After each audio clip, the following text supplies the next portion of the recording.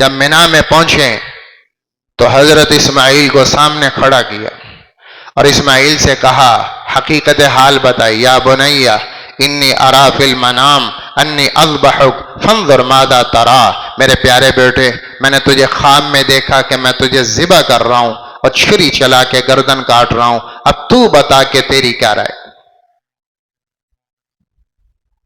اب پوچھا حضرت اسماعیل سے، اب اسماعیل کی عمر 6-7 سال، دوڑنے بھاگنے والا چھوٹا سا بچہ۔ چلو بڑے تو سمجھتے ہیں فلسفہ زندگی، یہ 6-7 سال کا بچہ، ہمارا تو 6-7 سال کا بچہ پہلی دوسری میں ہوتا، پہلی دوسری جماعت میں، اسکول میں ابھی پہلی دوسری میں ہو رہا ہوتا، تو 6-7 سال کا بچہ، اور ابراہیم اتنا بڑا فلسفہ زندگی اس کے سامنے رکھ رہے ہیں کہ میں نے تجھے اللہ کے حکم پہ ذبح کرتے دیکھا، میں نے تجھے ذبح کرتے خواب میں دیکھا ہے، تو بتا۔ اب وہ اس بات کا کتنا علم تھا ان کے پاس کہ نبی کا خواب وحی ہوتا ہے، نبی کا خواب اللہ کا حکم ہوتا ہے۔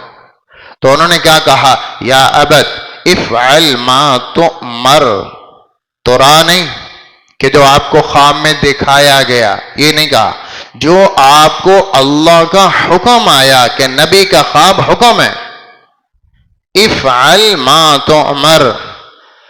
آپ دیر کیوں کر رہے ہیں ابا جی؟ اللہ نے میری جان مانگی، بس 6-7 سال بچے کی جان سے اللہ راضی ہوتا ہے، پیش کر دو۔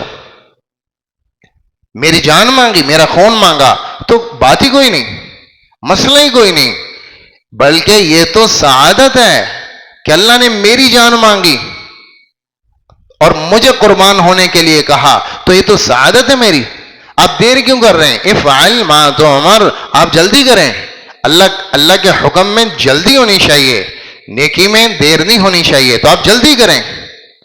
ستجدنی انشاء اللہ من الصابرین، قربانی کی تو بڑی انتہا اور تواضع دیکھیں کتنی ہے۔ ستجدنی انشاء اللہ من الصابرین، اے ابا جان آپ دیکھیں گے، میں دعویٰ نہیں کرتا میں بڑا جموں گا، میں دعویٰ نہیں کرتا میں نیک بن کے دکھاؤں گا، میں دعویٰ نہیں کرتا میں قربان ہو جاؤں گا، میں دعویٰ نہیں کرتا، پر میں کوشش کروں گا کہ میرا نام بھی صبر والوں میں شامل ہو جائے۔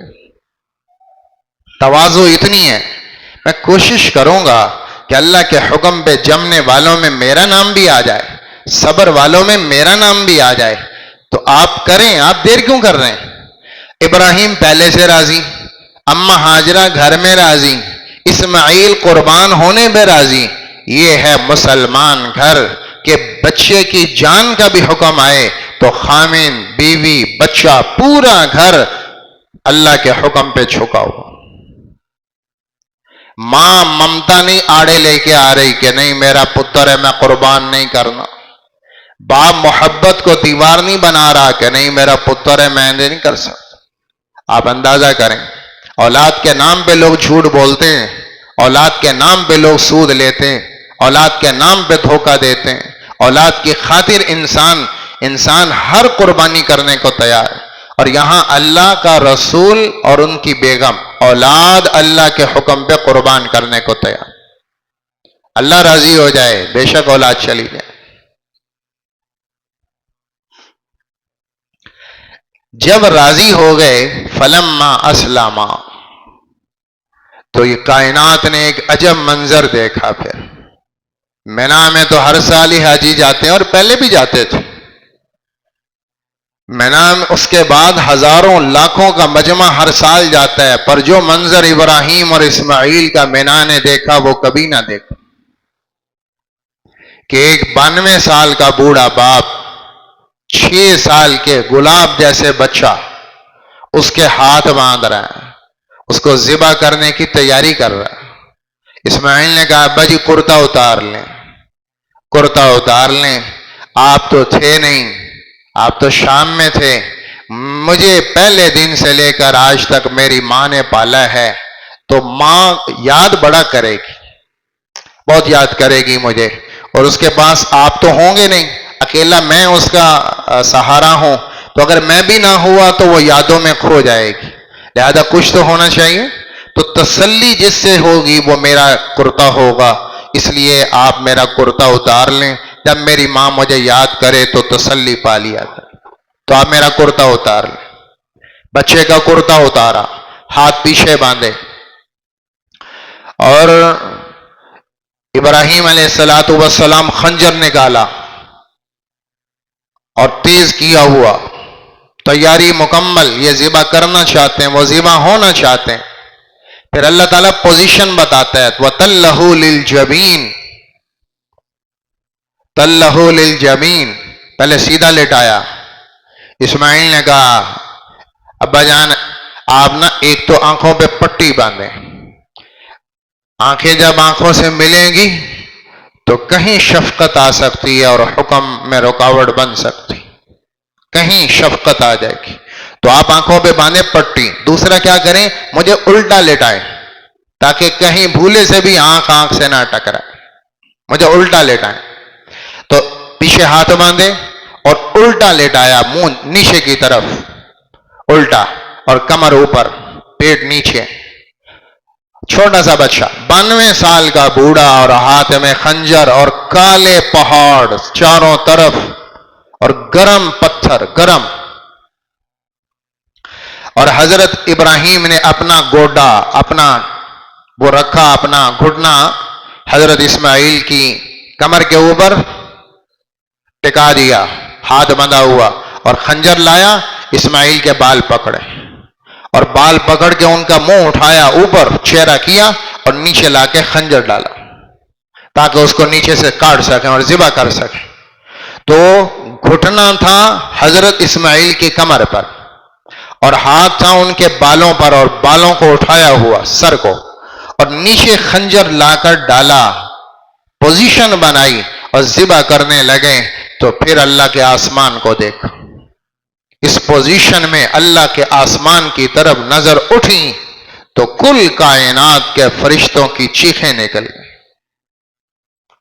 مینا نے یہ منظر آج تک نہیں دیکھا، بڑے حاجی گئے مینا پہ، پر یہ جو حاجی آیا ہے، اور یہ جو بچہ کام کر گیا ہے، اور یہ جو باپ یہاں کہانی اور داستان رقم کر گیا ہے، یہ مینا کے پتھروں پر یہ جو داستان لکھ گیا ہے، اس کو قیامت تک کوئی نہیں مٹا سکتا۔ وہ جو نظر اٹھی تو اللہ کے آسمان اور زمین کے فرشتے چیخ پڑے، اور مینا کے پہاڑ پگھل کے موم ہو گئے، اور کل کائنات اشک بار ہے اور ششدر ہے، حیران ہے، یہ ہو کیا رہا ہے؟ اتنی بڑی قربانی بھی کو دے سکتا ہے کہ اپنے ہاتھوں سے اکلوتی اولاد بڑھاپے کی، اور وہ اپنے ہاتھوں سے ذبح کر دے، صرف اللہ کے خواب دکھانے پر۔ یہ اسلام کہیں پیش کریں، ہزاروں اعتراض ہو سکتے تھے۔ معصوم بچے کا قتل ویسے ہی ناحق ہے شریعت میں، معصوم بچے کا قتل، نابالغ بچے کا قتل ناجائز۔ پھر قتل کسی قصاص میں ہوتا ہے، کسی گناہ کے جرم میں، اس نے کوئی جرم نہیں کیا، کیوں قتل؟ کس جرم میں قتل کیا جائے بچہ؟ اور پھر معصوم 6 سال کا بچہ، اور پھر باپ اپنے ہاتھوں سے ذبح کرے، اور باپ بھی نبی ہے، سوال اٹھا سکتا تھا کہ یا اللہ شریعت میں تو قتل جائز ہی نہیں، باپ نبی ہے، اعتراض اٹھا سکتا ہے کہ شریعت میں تو قتل ناجائز، اور چھوٹے نابالغ بچے کا قتل تو ویسے ہی ناجائز، اور پھر بلا جرم قتل کرنا تو ناجائز ہے، میں کیسے قتل کروں؟ یہ تو ناجائز ہے۔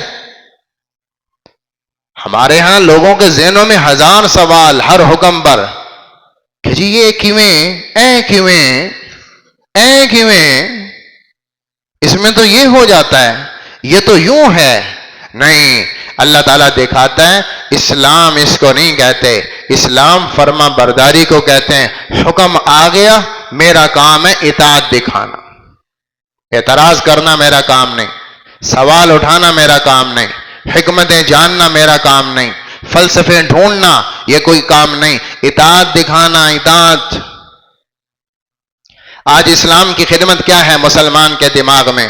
اسلام کی خدمت یہ ہے کہ اللہ نے یہ حکم کیوں دیا، اس کی حکمتیں کیا ہیں، اس کے فلسفے کیا ہیں، اس کے فوائد کیا ہیں، اس کی افادیت کیا ہے، اس کے اوپر ڈھونڈنا، اس کو اسلام کی خدمت کہا جا رہا ہے۔ اور اطاعت ختم، اطاعت کوئی نہیں،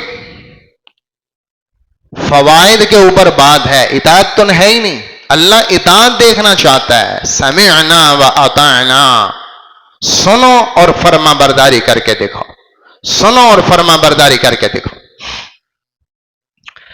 حضرت ابراہیم علیہ السلام یہ پوزیشن بنا کے جو چھری چلا دی، پورا زور نبی لگا رہا ہے۔ اور ایک نبی میں کتنی طاقت ہوتی ہے؟ ایک نبی میں 4000 مردوں کی طاقت ہوتی، 4000 مردوں کے برابر پورا زور لگ رہا ہے، چھری چلی نہیں رہی۔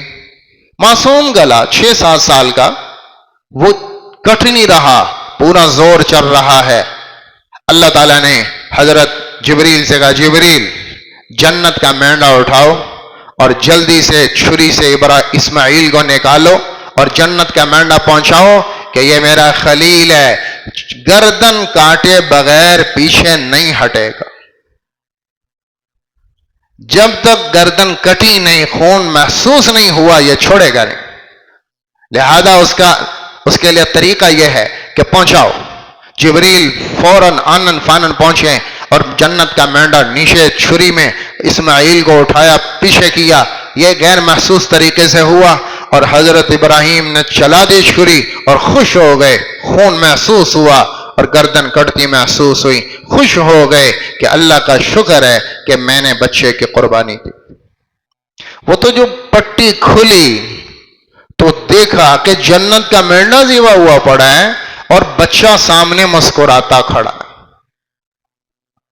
وَنَادَيْنَاهُ أَن يَا إِبْرَاهِيمُ قَدْ صَدَّقْتَ الرُّؤْيَا، اور اوپر سے اللہ کی آواز آئی، اے ابراہیم، ان هذا لهو البلاء المبین، یہ تیرا بڑا امتحان لینا تھا اور تو امتحان میں ہوا کامیاب، تو ہوا کامیاب۔ یہ ہم جنت کا مینڈا ذبح کر رہے ہیں اور اسماعیل کو ہم بچا رہے ہیں، یہ اللہ دکھانا چاہتا ہے اللہ قربانی لیتا نہیں، صرف شکل دیتا ہے۔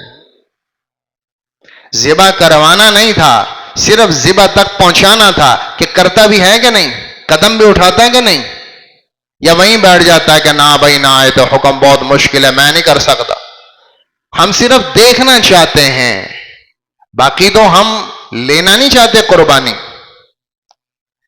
حضرت اسماعیل یہ قربانی کی انتہا، اس پر صحابہ نے پوچھا، یا رسول اللہ یہ جو ہم قربانیاں کرتے ہیں یہ کیا چیز ہے؟ تو اللہ کے نبی نے کہا، سنت ابیکم ابراہیم، یہ قربانیاں تمہارے باپ ابراہیم کی سنت ہے، ان کا طریقہ ہے۔ اللہ بیٹے کی جگہ جانور قربان کروا کر وہ سارا جذبہ جو ابراہیم نے کیا وہ ہر مسلمان کے دل میں اتارنا چاہتا ہے کہ وقت آئے تو میں اولاد بھی دے دوں گا، وقت آئے تو میں خاندان بھی دے دوں گا، اللہ کے نام پر قربان کر دوں گا، میں اولاد بھی قربان کر دوں گا، میں مال بھی لگا دوں گا، میں جان بھی لگا دوں گا۔ یہ وہ جذبہ اللہ ابراہیم کی سنت کو اللہ زندہ کرنا چاہتا ہے کہ ابراہیم جیسا مسلمان بنے۔ حضرت ابراہیم یہ واقعہ ہوا، چلے گئے۔ پھر اماں ہاجرہ کا ہو گیا انتقال، اور اماں ہاجرہ کی قبر ہے حتیم کے نیچے، جہاں حتیم ہے وہ جو دیوار بیت اللہ کے ساتھ، یہ بیت اللہ کا حصہ ہے، اس کے اندر اماں ہاجرہ کی قبر ہے۔ کیا شان پالی، قیامت تک بیت اللہ کا ساتھ، بلکہ بیت اللہ کے اندر اللہ تعالیٰ نے کیسی شان دے دی۔ حضرت اسماعیل جوان ہو گئے، شادی کر لی، شکار کیا کرتے تھے، شکار۔ حضرت ابراہیم ایک چکر پر آئے تو اسماعیل گھر پہ نہیں تھے، گھر پہنچے، دروازہ کھٹکھٹایا، بیوی کو پتہ ہی نہیں کون ہے، کبھی آئے نہیں، پتہ ہی نہیں میرا سسر ہے۔ حضرت نے پوچھا اسماعیل کدھر ہیں؟ کہا جی وہ تو گئے ہیں شکار پر۔ کہا اچھا بتاؤ حالات زندگی کیا ہیں؟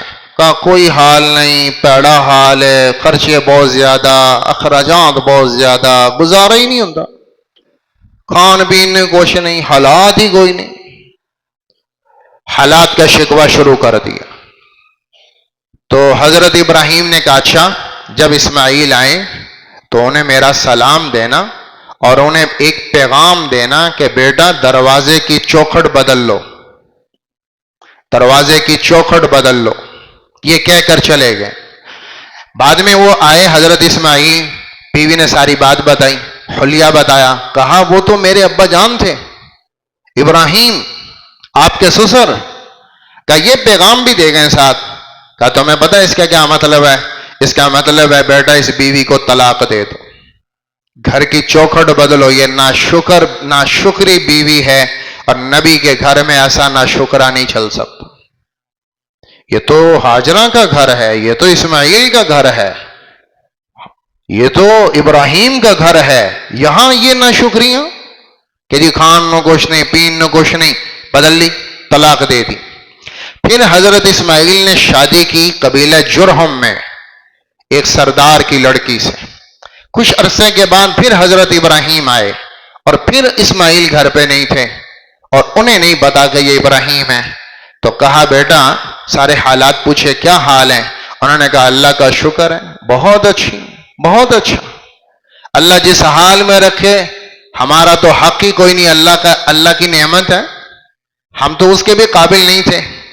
تو حضرت ابراہیم نے فرمایا بیٹا جب اسماعیل آئے تو اپنا میرا سلام کہنا اور یہ کہنا کہ یہ دروازے کی چوکھٹ کو باقی رکھے.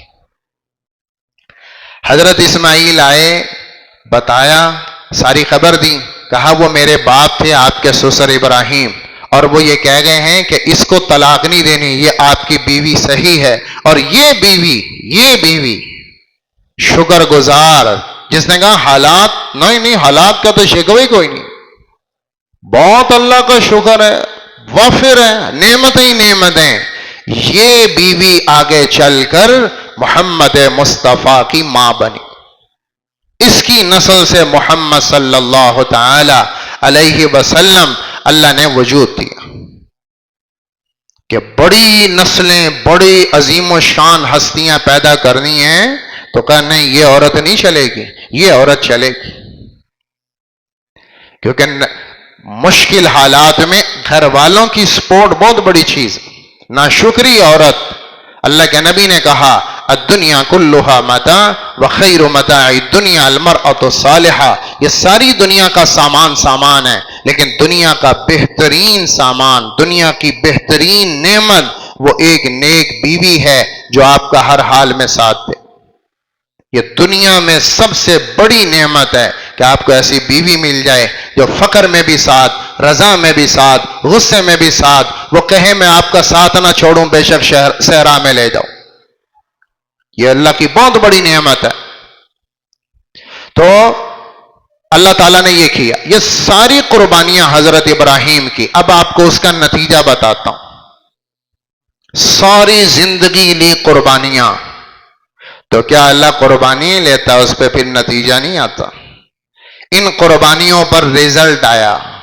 پہلا ریزلٹ نکلا کہ اللہ تعالیٰ نے اعلان کیا انی جاعلک للناس اماما.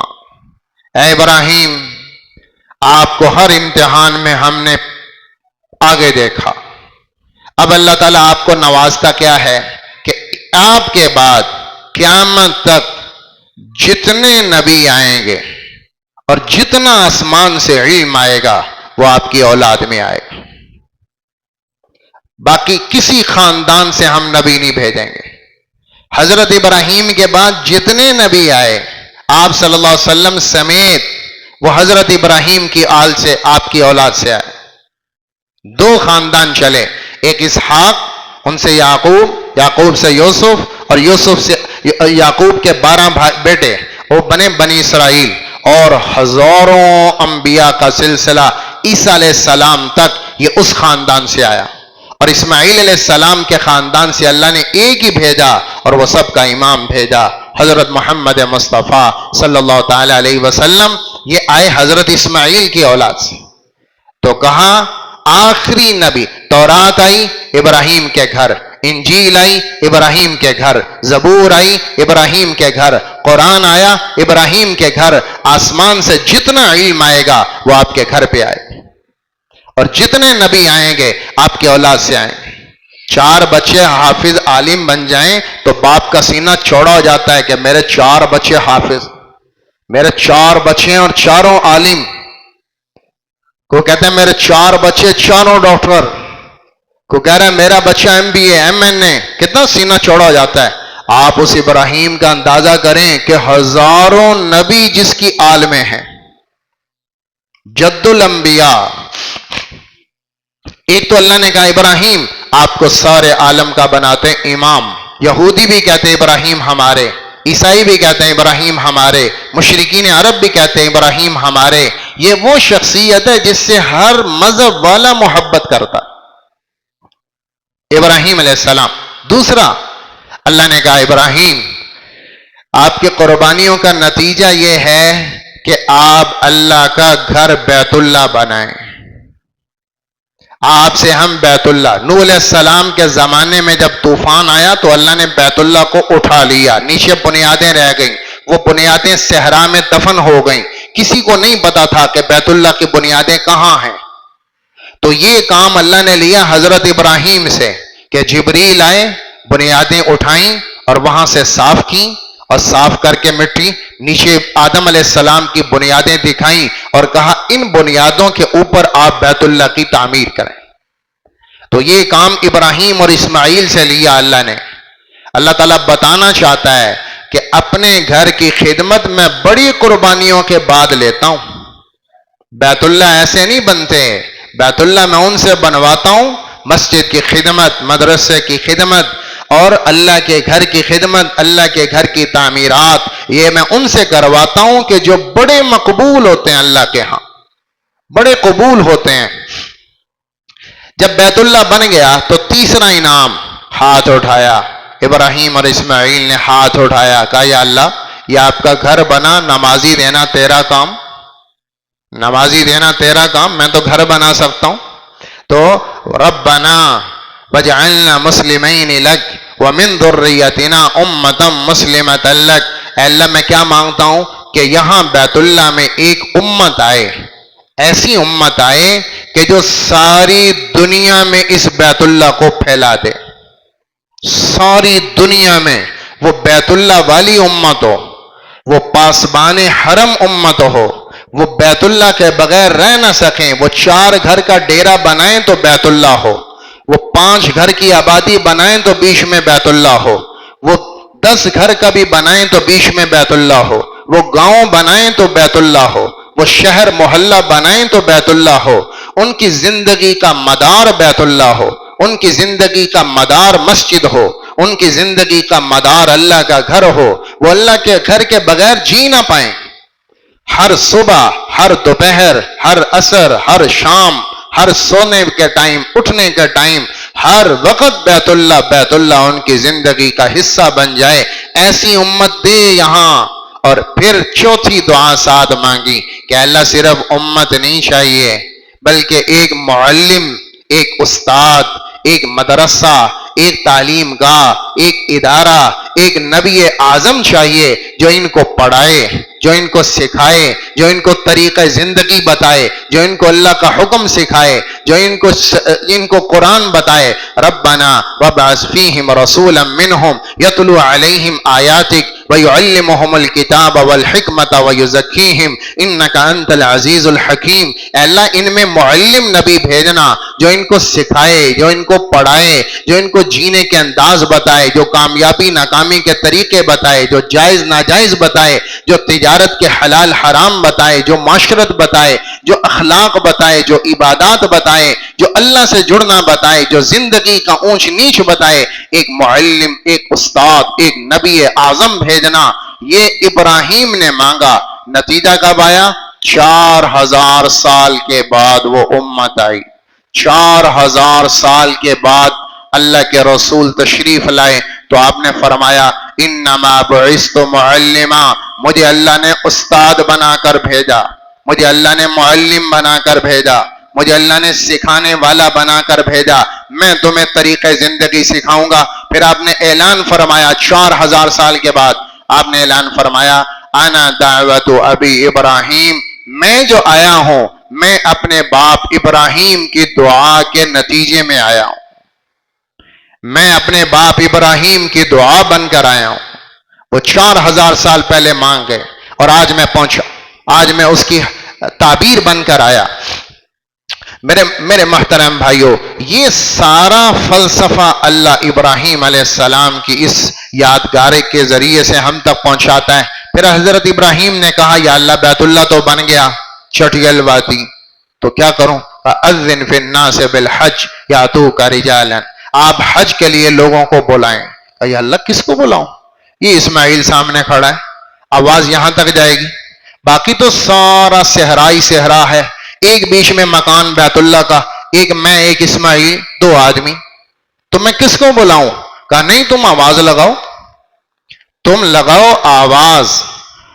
کتنا جائے گی؟ 1 کلومیٹر، 2 کلومیٹر، یا پہاڑوں سے ٹکرائے گی؟ کہا نہیں، پہنچانے کی ذمہ داری تیرا اللہ لیتا ہے، تو آواز پوری طاقت اور قربانی سے لگا دے کہ آؤ بیت اللہ کی طرف حج کرنے، میں یہ آواز تیری اٹھاؤں گا اور کل کائنات تک پہنچاؤں گا۔ حضرت ابراہیم نے آواز لگائی، لوگوں بیت اللہ کی طرف حج کے لیے آؤ،